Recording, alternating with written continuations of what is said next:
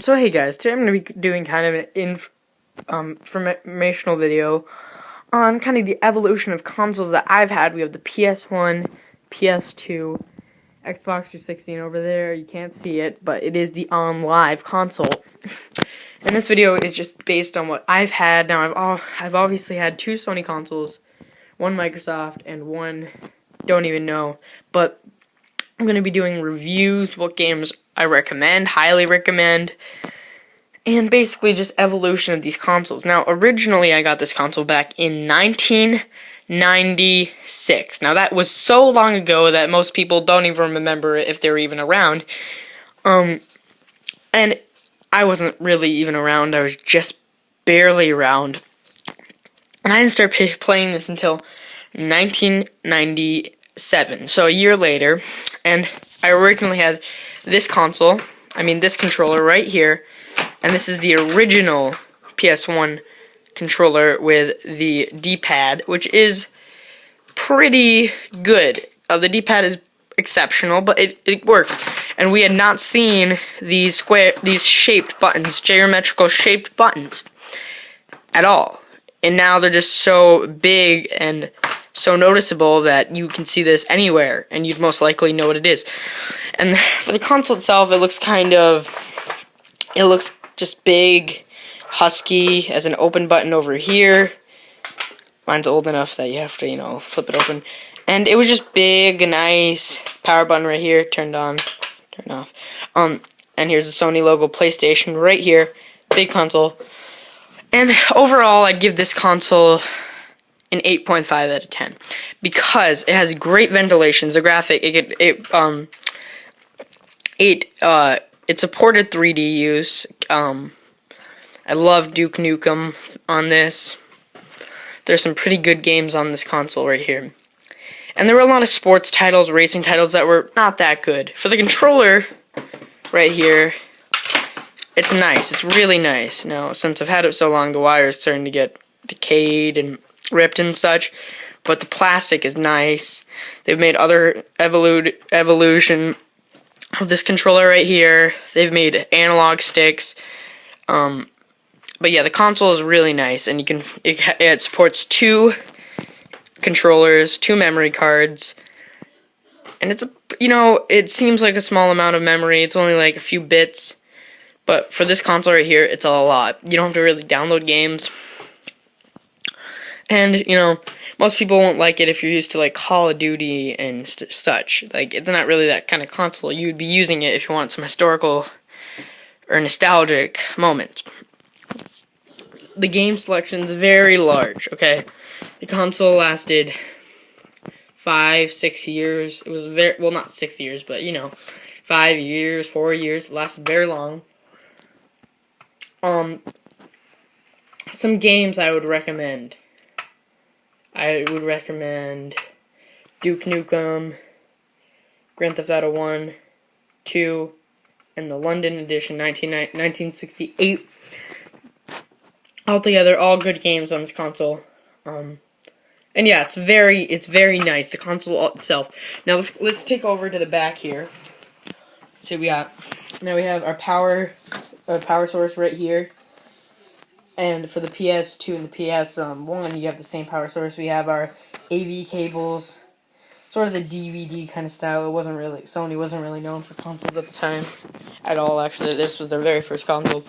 They have a reset button right here that will reset the console, restart it, open. So it is old-fashioned, 1990s, good time period. And I spend countless hours on this console. Locked up in my room, even at summertime, it was such a good console. As you can see, if I move back and forth, you can see the logo just sort of glimmer. The buttons are very nice. The controller is very nice. Pretty long distance. You get about 8 feet on it.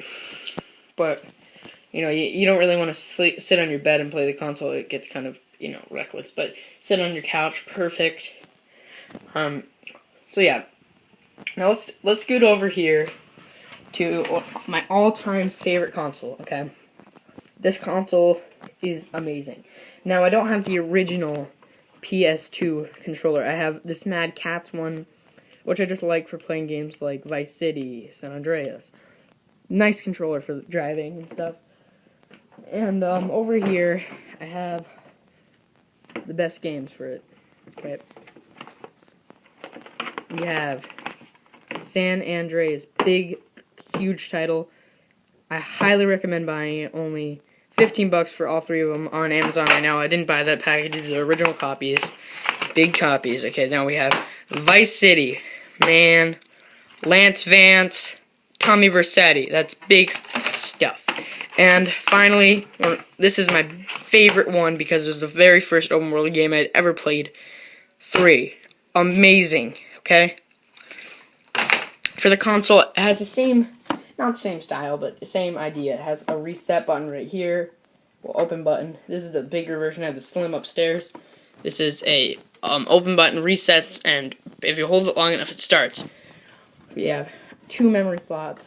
We have 2 controller ports, and you can hook up an installment to get 4 controllers. Bad boy right there. Same setup, except you have the computer style off and on switch, power source, and you have your AV cable to go right there. And some games on this console supported semi HD,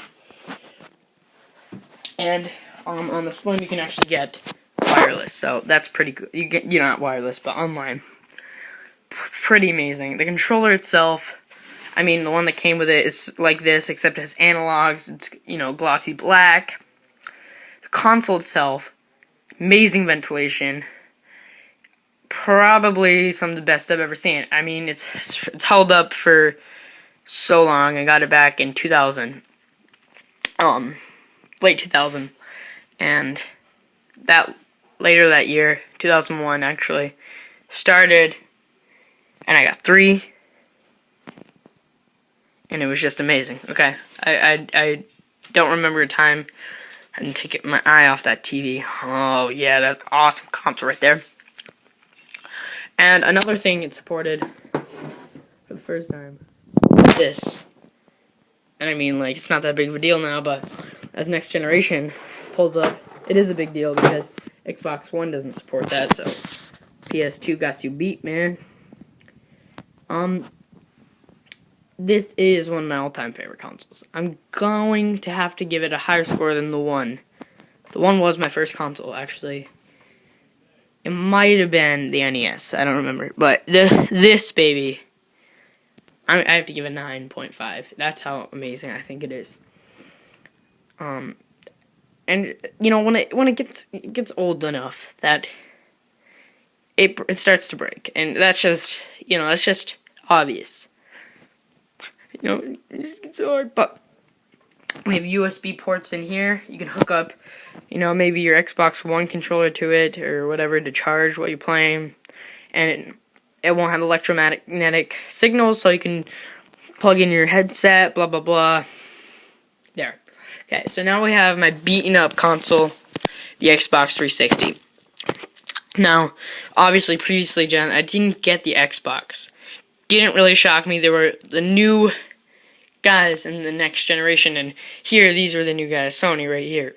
Nintendo was the front runner, so I stuck with Sony because I was so amazed by the PS2. And then we have the 360, which I got in 2006, I think. Now we have this controller right here, the original controller that came with it. It's in pretty good condition compared to the console. We have a home button right here, turns it on, back button, D-pad. The D-pad was the only problem that was with this controller that I actually had. Triggers, our cartridge that's black, and I have a plug-in controller right here. I was amazed that this could actually have wireless. The first game I bought for this console right here would have, I can't remember, what was it? I think it might have been BioShock in 2007. I didn't really buy, I just kept it to talk to my friends on live. I didn't really use the console. I think I bought a few little games with it. USB port, 16 gigabyte right there. We have our disc tray button, our on button that's screwed up, and memory units. But the memory units weren't really a big thing because they only hold a few megabytes, so it wasn't really that big of a deal. On the back of this, it's obviously going to be different because it's Microsoft. Okay, I'm going to have to move. Wow.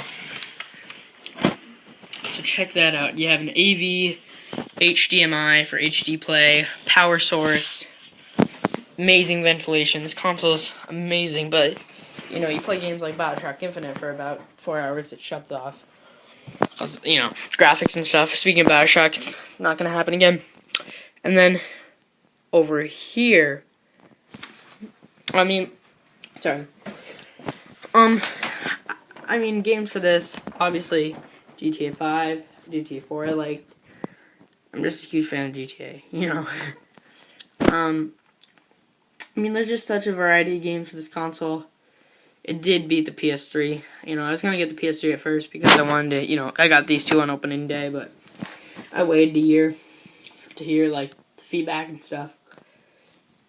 So, I give this console a 9.0. You know, it's right next to the PS2. It was my all-time favorite.